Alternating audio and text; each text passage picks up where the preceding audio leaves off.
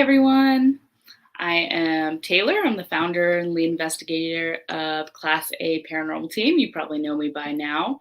I think we're on episode 7 of our podcasts. So this month we're talking about residual versus intelligent types of hauntings. And typically I have a guest with me. You guys are pretty familiar with Sarah by now, Adventure Seeker Sarah, or one of my other team members, but we've got a lot going on this month with our Halloween event that we're planning and our blogs, and we've just got a lot going on in the background. So we've got our members pretty busy, which kind of works out because I have just so much to say on the subject. I could probably talk for hours just on my own about this. So I'll be kind of touching on the difference between residual energy versus like an intelligent entity is how I would probably distinguish them, and the theories behind how those things exist, why they exist, why there's a difference, and how we kind of tackle those things when we're investigating, how we distinguish between whether we're dealing with a residual type of haunting or an intelligent one, and some of our strategies to figure that out, and what we do once we have figured that out. Ideally, we're looking for an intelligent haunting. That is kind of the best case scenario, because when you're dealing with an intelligent being, so intelligent meaning that you're dealing with an actual trapped soul, let's say, who can see your surroundings. It can hear your questions, interact with you. That's really the main kind of features of an intelligent haunting is that interactive aspect, because they have consciousness, basically, let's say.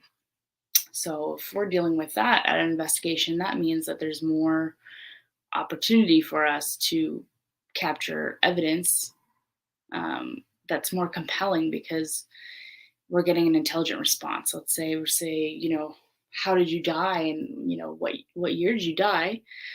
It's much more useful for us, and it makes us look a little better if we capture evidence that's compelling, right, and interesting. So it's going to be better if we get an answer that's saying 1804 and I died by hanging. If we get that kind of voice coming through, that is now a direct answer to our question. That shows that there is not just a background sound that we are mistaking for something non-paranormal. I mean, it layers on that level of proof that we're dealing with something that has heard our question, interpreted it, and given us an answer. And it clearly wasn't any one of our members talking. So when you're dealing with an intelligent entity, you can kind of count on them showing up when you prompt them. You say, "Can you finish this knock?" And then you get do. That's intelligence. And that's really a bonus for us if we're dealing with that kind of a haunt. When you're dealing with residual energy, which is fairly common, I think, and if I had to guess, it's a good portion of paranormal experiences. They're probably just experiencing a residual type of energy, which I'll explain what that is in a minute. But if we encounter a residual haunting, we're not as likely to get evidence that's going to look super compelling to an outside party. We might, know from experiencing it that there was some activity, but when you present it to someone, it's just not going to look very strong, because it's just going to be, let's say I ask a question, what year did you die? Instead of getting an intelligent answer, like we're having a conversation with a spirit, it's going to be like some footsteps or something, so it's not going to be correlated, because a residual entity is not intelligent. It's not interacting with me. I'm not interacting with it. So it's really just a sound that's going off that just isn't mundane. It's not a, part of our world. And so basically the difference would be a residual type of haunting is just supposed to be a leftover energetic residue, basically, that's been stained into the environment, rather than like a lost soul. Perhaps at one point it was sort of a lost soul, or even like a living person, let's say, who had a moment in time that was just very impactful. Let's say you've got a person who's going through a loss of a pregnancy, a horrible moment in time filled with, very sudden grief and terror and sadness, in a bathroom, let's say, in a building. And this person is living, obviously, they're going through this. That moment of emotional energy was just so powerful, and the emotional shrapnel that's released at a moment like that, um, reverberated so powerfully that it kind of seeped into the surroundings, meaning the wood in the foundation of the building, the stones, if it's made of limestones, maybe something more conductive or theoretically maybe can hold energy more. The metals, all of the parts of the earth and the building around them, these types of things are absorbing this energetic material.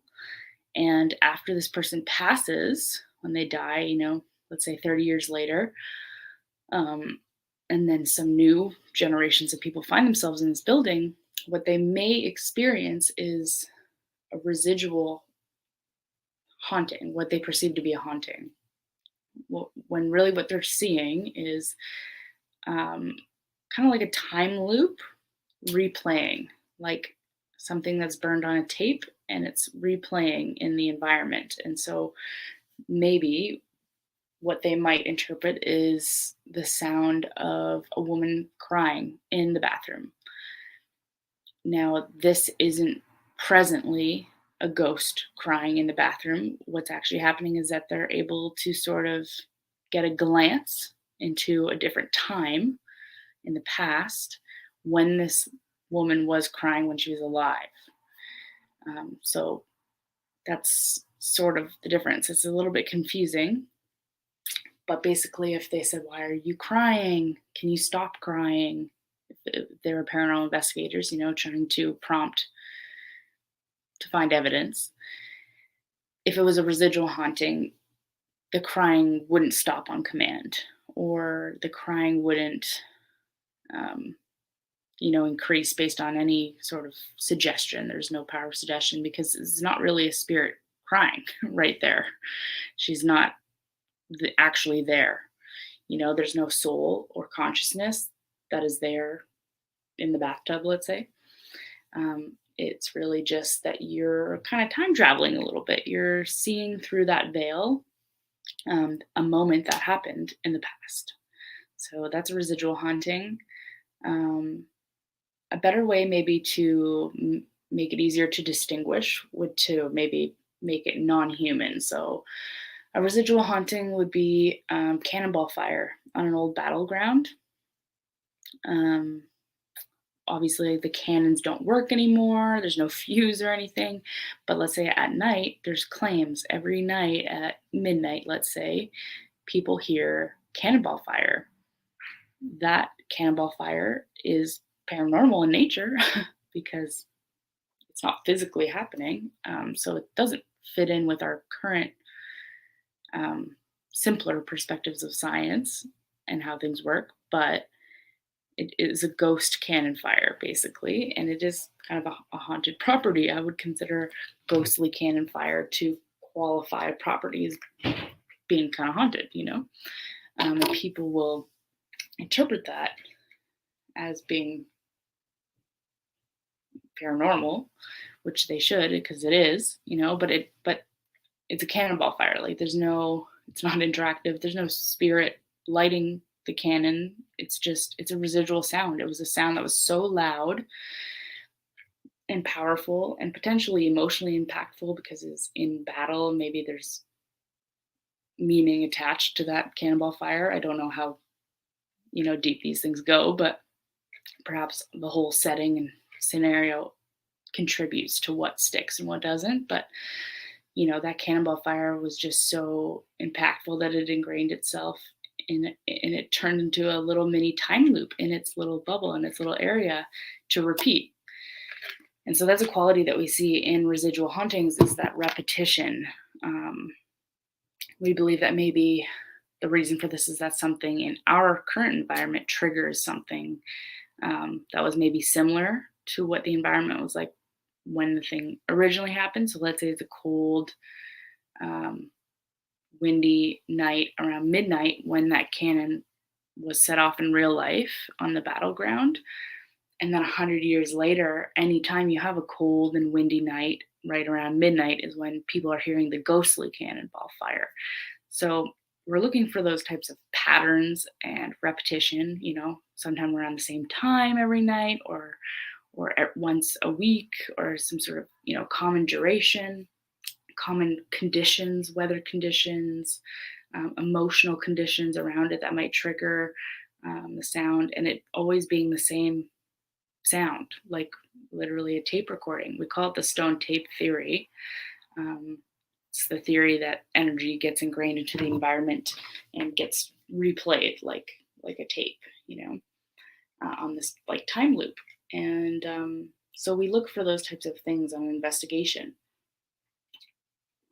We look for any kind of repetition, any kind of just like a lack of uniqueness. Basically, if you're hearing a woman crying every couple nights and always in the bathtub, it's always crying, it's never laughing, there's never talking, there's never words, there's never answers, it's just always crying, and it's the same thing every day, then we start to wonder, okay, well, I mean, regular people don't do the same exact thing every day at the same time, or we change it up, we change up our behaviors, we're not predictable beings, and so neither are spirits, conscious spirits. And so when we start to see a lack of those types of behaviors and a lack of like uniqueness, we will start probably going towards our strategy for residual hauntings versus intelligent hauntings, because we'll understand that's probably what we're dealing with. And so we deal with those things a little bit differently than we would with intelligent hauntings. The difference being, intelligent hauntings pose a little bit more danger to us, not like, danger, but because they're interactive, it means that we can potentially expect to be touched or have things moved around, or just be more disturbed in some way, to have them say something, like call our name or say something that's a little bit jarring. Those things are going to happen more with an intelligent haunting. Those things won't happen with a residual haunting, so our expectations change a little bit. As much as we try to keep pretty neutral expectations, sometimes changing the strategy is a wise thing to kind of do to actually make things more scientific.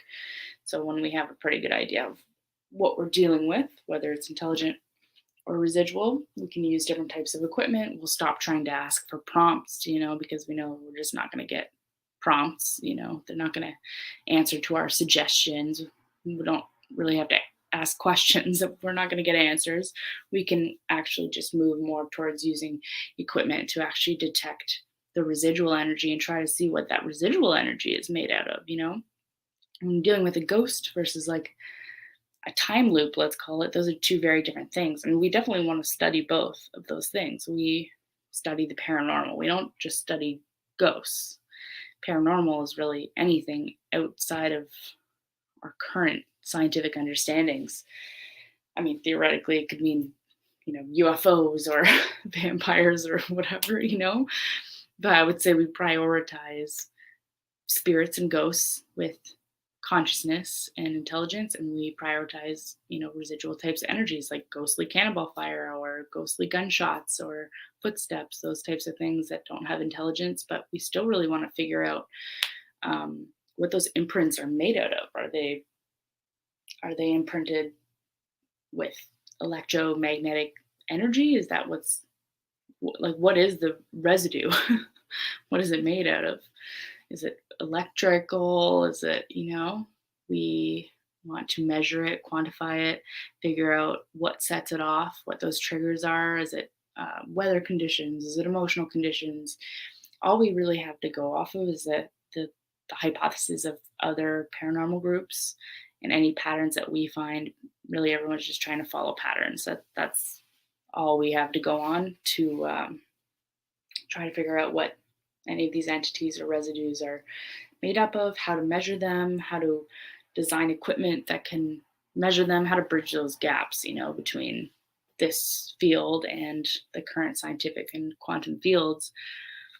As you know, there's just a huge gap that no one will touch in those scientific fields because of the stigma attached to it, and their reputations and just a lack of resources. Generally, the scientific community doesn't want to put resources somewhere where they just aren't really feeling sure that they're going to discover something that's going to further humanity. They're not going to throw resources at something that they don't think is very likely. They kind of have to pick their battles, and they're not going to pick the ghost battle. I can tell you that. We know that well by now. There's very little studies being done, in terms of energy and stuff like that. It is getting better. The government, I think, last year put in 4 million into energy studies like Reiki and a few other things, naturopathic kind of studies, mainly to help the military and for PTSD and things like that. But 4 million is a start, So while we wait for progress on that end, really what we try to do on our end is to further our studies with everything that we have. We obviously don't have government resources, but we have, we're lucky to have quite a bit of equipment. Kyle, our tech leader, is kind of like crazy for equipment. He's like an inventor. He works somewhere that allows him to have a lot of access to audio equipment and a lot of analog and digital equipment. And so we have tons of equipment, and we're always testing it and troubleshooting it and trying to make sure that it works exactly the way that we think that it will work. That way we're using it properly. And yeah, so that's all we can do. We can kind of just throw equipment at things and make sure that we can create a controlled enough environment to deduce what kind of energy it is. And once we know what kind of energy it is, how to tackle it, and what our best approach is to kind of create a net to try and gather evidence. So if we're dealing with an intelligent entity, it's going to be more like asking questions and trying to interact with it and trying to get it to make sounds and things that we are prompting it with, trying to get it to show up on camera. Hey, in 3, 2, 1, when we flash this camera, can you show yourself? Things like that. Those make sense for capturing evidence with an intelligent entity, trying to get them to collaborate with us and help us out, because you can do that theoretically with an entity that has intelligence. You can kind of ask for their help.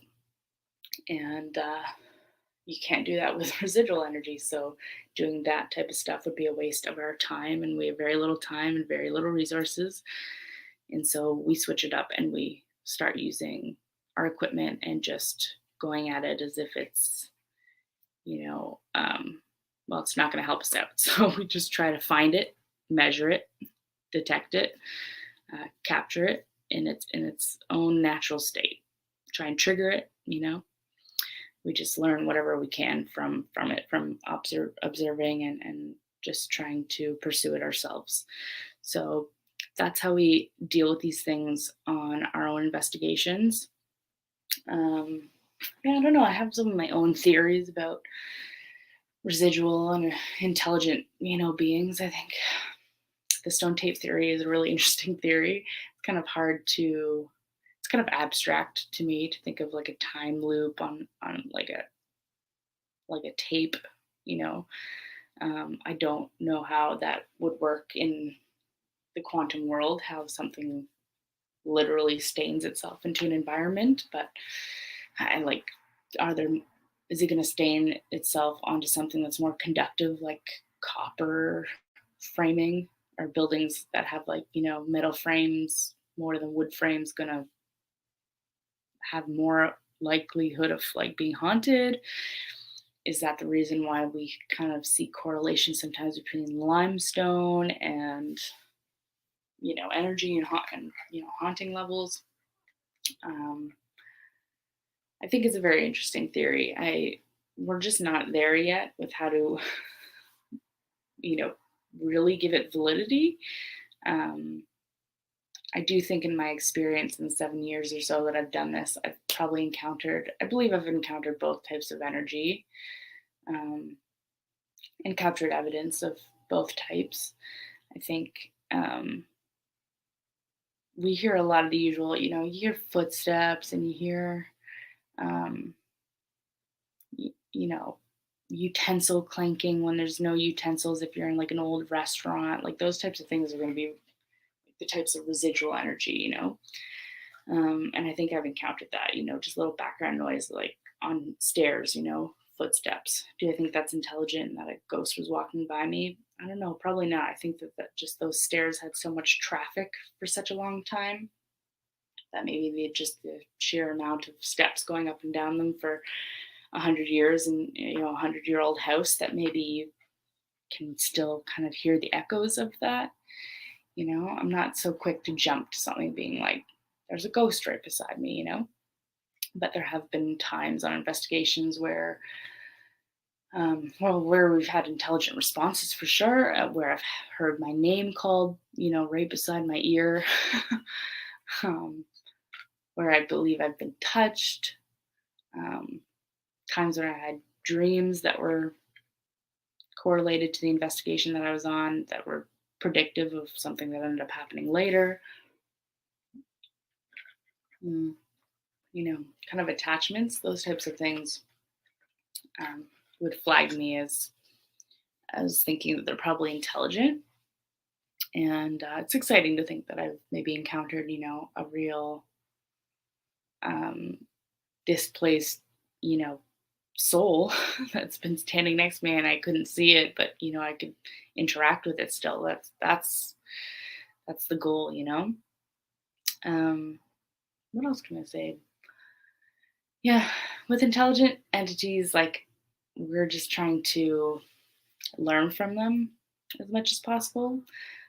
So when we get people, trying to get us to come and investigate, or we get messages, my place is haunted, it's a little bit like extra exciting for us when the types of things they're describing do seem to be intelligent, because that's an opportunity for us to ask the questions that we want to ask, especially more grand scale questions, more than just, what's your name? When did you die? Those things are interesting, of course, to validate that specific spirit and that, place's origin story. But the questions that I really want to ask, and the questions that I really want answers to, are like, what does it look like where you are? Um, is there is there a light? Is there heaven or hell? What was it like when you died? What did that feel like? Um, I mean, there's just so many. I want to know about the afterlife on a greater scale for all of humanity. So I kind of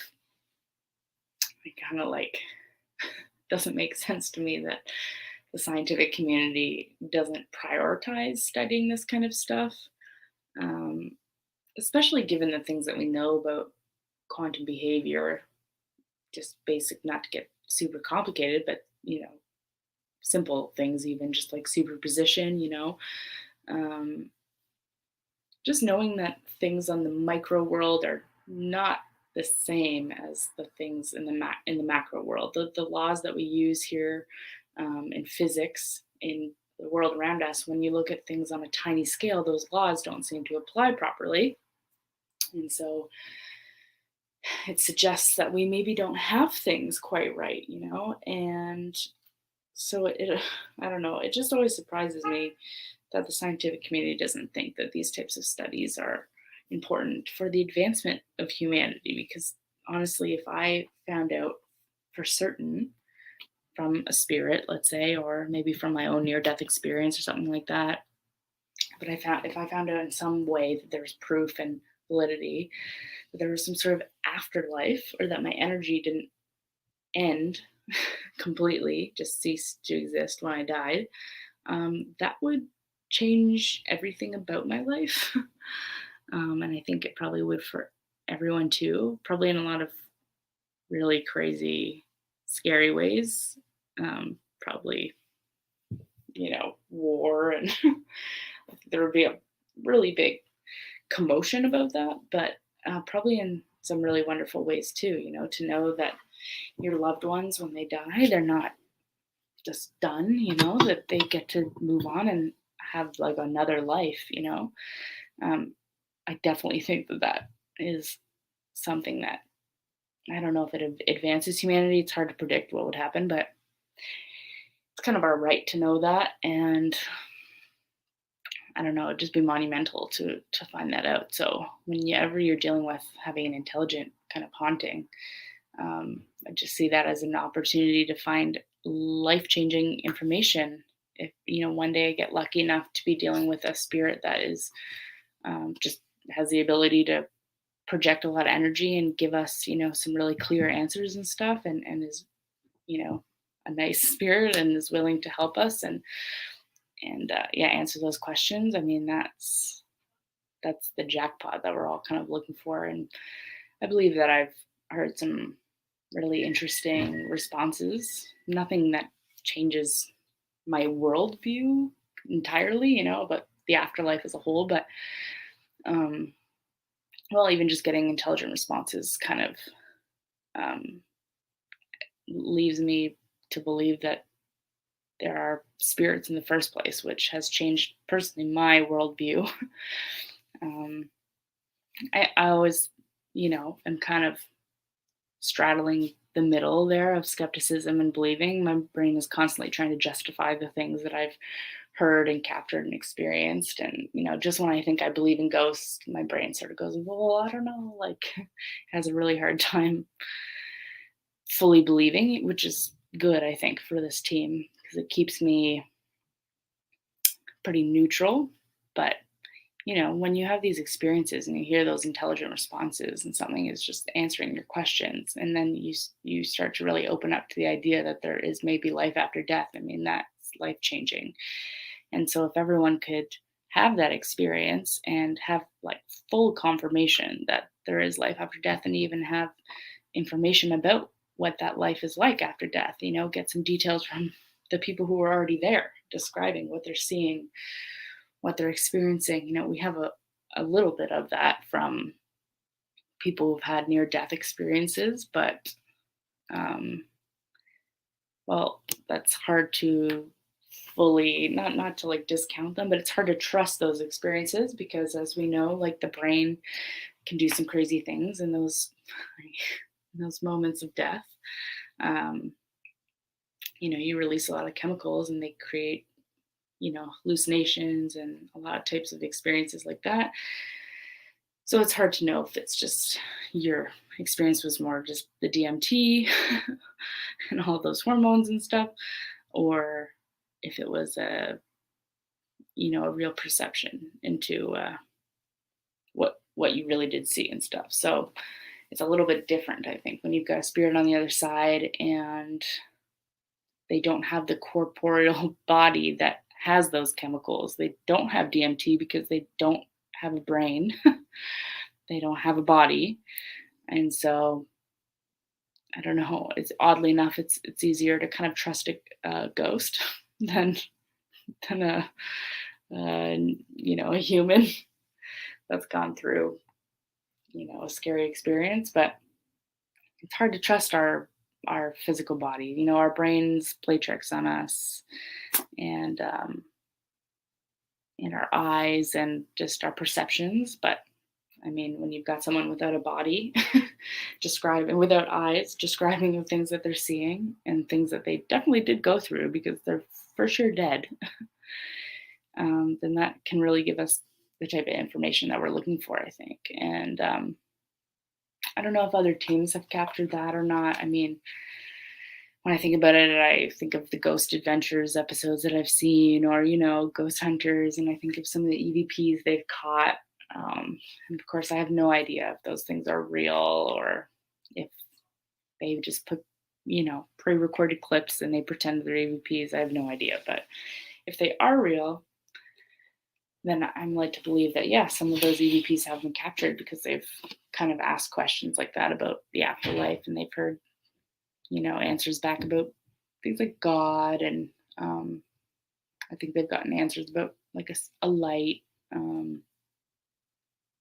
hell. There are those references, not necessarily to like the biblical hell or the biblical heaven, but maybe they mean those things in a non-denominational kind of way. Like there's a good place and a unpleasant place and a purgatory type of place, in between. And I don't know.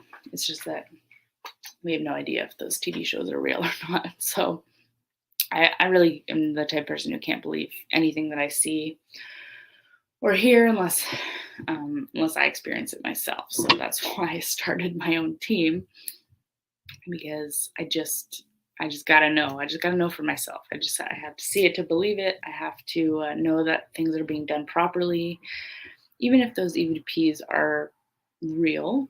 They're not like staged, let's say, in those TV shows. I'm like not there, so I can't guarantee that they were captured in a scientific environment. I can't guarantee that that they've made a controlled environment, that the sound guy wasn't talking in the background and that's what they caught. Like I'm not. I have to be there, and I have to be behind every decision and micromanaging every aspect. That's just how my brain works, because then I know that it's being done properly. I know that the windows are shut. I know that we've checked the weather, so we know, if it's raining, we know what any little, trickling sounds are. I know that no one is speaking at that time because I have timed it, and I've got eyes on everyone, and I've got cameras on everyone. We've got mics in every corner, and I so when we capture something, I know that it's valid.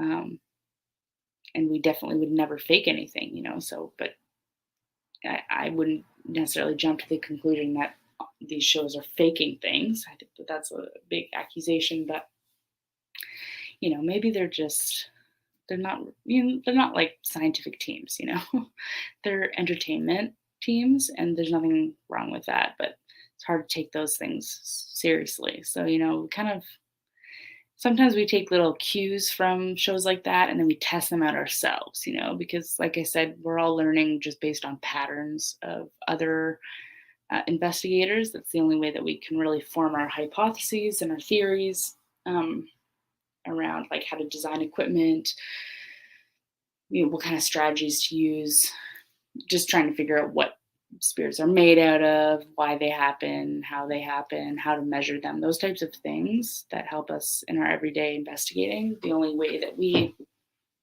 can find those answers is because the scientific community isn't really helping us. The only way we can do it is to follow the patterns and suggestions of other teams who have had luck with certain things. And we definitely do use the patterns and observations from like TV shows and stuff like Ghost Adventures, but we definitely take it with a grain of salt and we test it all ourselves to see if we have the same experience. So, if Zach Bagans is using some piece of equipment that seems to capture a lot of evidence, it's like, we're not going to discount it. Maybe that is like a really useful piece of equipment. Maybe he's onto something, and that whatever frequency that's functioning on is the frequency that spirits exist on and speak on. And that's why it works. We have to consider that as a possibility, but we have to consider that it's also just fake, or that he just hasn't created a controlled environment too. So what we do instead is we just try and test those things out by, maybe trying to find that same piece of equipment and testing it out, or, just critically thinking, is this reasonable that this could work? Do things really work on a frequency like that? Like, is it even possible?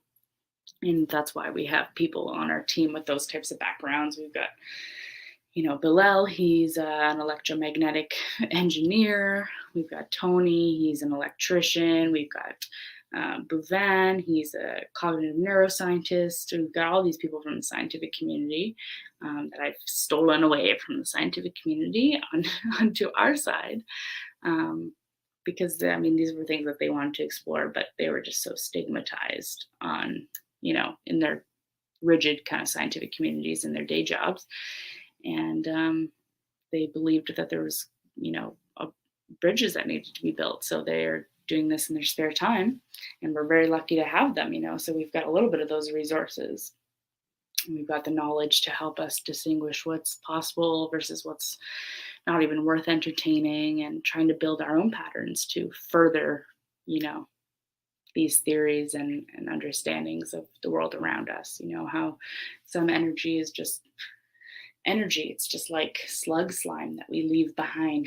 Kind of like Donnie Darko. If you've ever seen like Donnie Darko, those energy sort of projections, that's more kind of into the future, but I think that we leave them, from the past into the future.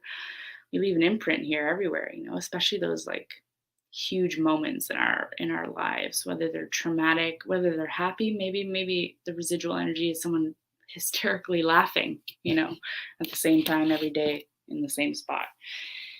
So maybe they had a really joyful moment. That's still a haunting. Hauntings don't have to be creepy and, melancholic and stuff, Um, they can be happy moments, excited, terrified, traumatic, gunshot, anything super loud. Those are my theories, anyways, that I think, maybe create these types of the stone tape sort of effect happening. Yeah, just studying these types of things and trying to figure out how they tick. That's our whole job. And I just find the subject so interesting. Like, to me, this is the fundamentals of ghost hunting, because when you get anywhere, like on site, you should immediately be trying to figure out, okay, we're gonna figure out if this is intelligent or residual. Like, that's just something that I consider in day-to-day life when we're investigating such an important subject. And I feel like there's a lot of people that don't actually realize that there's a difference. There are tons of hauntings that are not really like ghosts. They're just that slug energy that's just kind of stuck to the walls and left things, and that we're actually seeing a moment in time, like replaying, and like a little projected film in front of us, like a hologram, which is super cool. To me, it's just as cool as a ghost. I mean, I'm really happy either way if we capture that on camera. There's a popular paranormal video. Again, I have no idea if it's real or not. I can't say for sure, but I mean, I see so many like fake things that I feel like I've got a good, judgment. And this one, it seems real to me. I can't remember the details of it. I can try and look it up while I talk, but basically a video that takes place in an old battlefield that someone takes. Pretty much just an empty field. I believe there's like a cemetery nearby, and they catch pretty much like a row of soldiers. I would say almost like four, maybe full formed, but misty, like kind of white human figures marching. You can actually see their legs and their hands like marching in a straight line, all side by side, kind of, further along in this field. And then they just kind of dissipate. But it's, I don't know, to me, that's like the best example of residual haunting, that video, because you can tell these like soldiers are looking like past them. Like, the humans who are taking the video, there's no interaction. Like, these soldiers are marching, right in front of them in their own world. They're not looking at them. They're not turning their heads. Can look right at them and not notice them, Yeah, let me try and find that. Ghost marching battlefield, let's see if that works.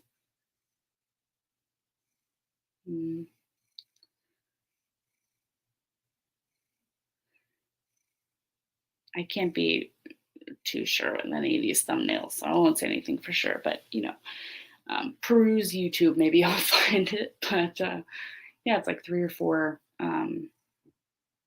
Looks like spirits just marching in a straight line towards the camera person, but there's no interaction or locking eyes or anything. They're like they're just doing what they did every day. You can just tell, you're just seeing a moment in time in the past. So yeah, I mean, that's sort of how we take these theories into our investigations. Always trying to explore more. If you know anything about residual or intelligent hauntings that I missed, or you've had an experience, let us know. Super interesting subject, and it really helps us strategize how to investigate the more we learn about it. So yeah, that's really helpful. And I think that about wraps it up. I'm on my own here. It's not a typical podcast, but hopefully I've enlightened you a bit on a subject that I feel like isn't covered too much. We do have a blog on the subject on our website. We have a podcast on it. Yeah, it's something that I talk about a lot. So hopefully you've learned something, and I want to chat more with you guys in the comments. Let me know. Yeah. So we had a great episode, and we'll see you guys next month. We've got, wow, it's October already, spooky season. I'll just do a little shameless plug. We do have a Halloween event happening October 22nd. It's at the Rough House. That's in Ottawa. We're an Ottawa-based team on Industrial Avenue. It's going to be amazing. There's going to be different circuits throughout the night for different kind of age groups with different activities. So there's an earlier one. It's more kid-friendly, and then 2 later ones. Yeah, it's going to be awesome. We have a huge space, tons of cool decor. We got face painting, a seance, mini investigation, equipment demos, snacks, candy, all kinds of stuff. All right, so that's on our social media. You can find it on our website. And then, yeah, our next podcast will be October 29th. So we will see you then. Thanks for listening.